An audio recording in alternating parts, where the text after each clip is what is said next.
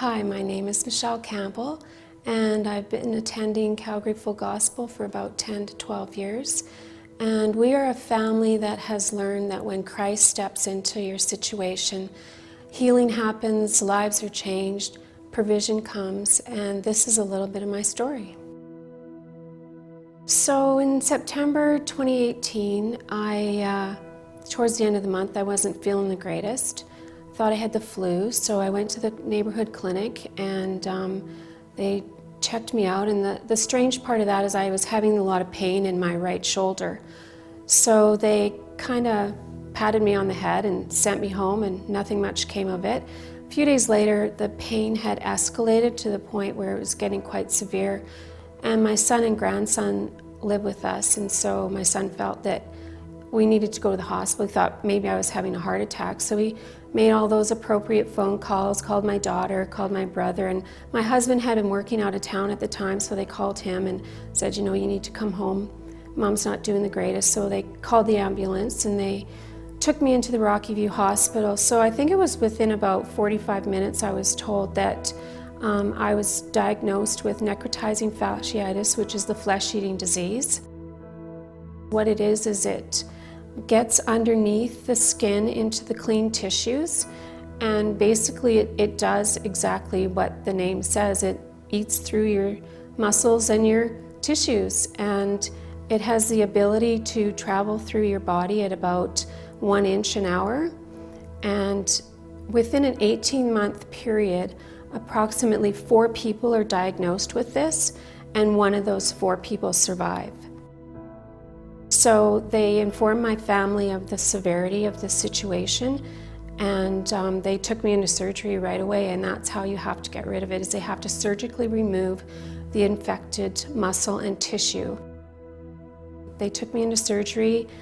By the time that we came out, my husband had arrived, and within the next 12 hours, I underwent 4 more surgeries to remove the infected muscles and tissue. When it got to the point where the doctors felt that it might be necessary for them to remove my right shoulder and my right arm, they had to talk to my husband and my family, and they had to have release forms signed.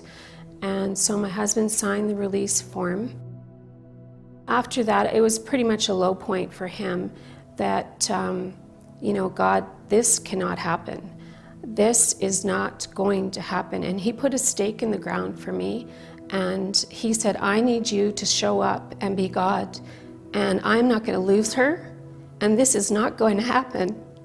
And so, as you can see, I have my arm, and it didn't happen, and God showed up, and he was God in the midst of this situation. A couple of weeks prior to that, my daughter had gone to a sonship conference, and she was asking of the Lord to use her in a prophetic way. Well, he did. He gave her a vision of a woman who was tied up in a room by a rusty pipe, and her right arm was up in the air. And she inquired of the Lord if she could cut the woman down and if the Lord would save her. And he said, absolutely, you can cut her down. And she started praying that the Lord would cut her down and that the Lord would save her. And she didn't recall this vision until about 3 days into the situation, and she realized that that was me, and that God had gone before me, and he cut off the head of my enemy, and he brought back a victory for me and my family. While this was all going on, I was in a coma for 9 days, and I started coming out of a coma on our 35th wedding anniversary.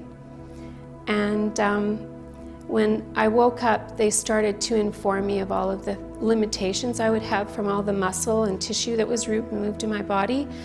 And they said probably my fine motor skills would be affected. I wouldn't be able to lift my arm. I might have very minimal mobility in my right arm. And I just said, you know, that's not okay. I love to raise my hands and praise the Lord, and so that's not okay, and that's what I asked for. And I can do all of that, and I can do everything that they said I was not going to be able to do. God showed up in the middle of my circumstances, and he stepped in And he has made a way, and he has continued to make a way, and he has made many miracles since then on our behalf. That's Michelle Campbell's story.